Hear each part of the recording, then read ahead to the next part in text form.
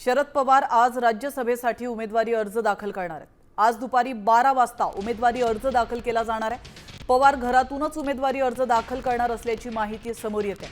आपण पाहिलं, काल डिस्चार्ज मिळाल्यानंतर डॉक्टरांनी त्यांना 1 आठवड्याच्या विश्रांतीचा सल्ला दिलेला आहे।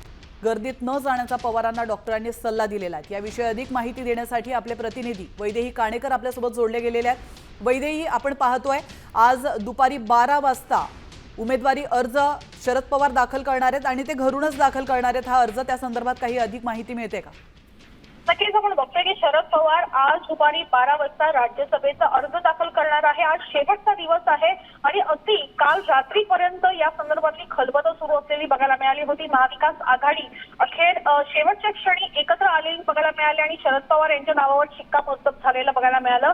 आणि आता 12 वाजता शरद पवार घरातूनच अर्ज दाखल करणार आहेत, कारण कालपर्यंत ते रुग्णालयामध्ये दाखल होते। त्यांना काल रात्री डिस्चार्ज देण्यात आलेला आहे, मात्र गर्दीमध्ये न जाण्याचा सल्ला दिला असल्यामुळे ते घरातूनच हा अर्ज दाखल करणार आहे।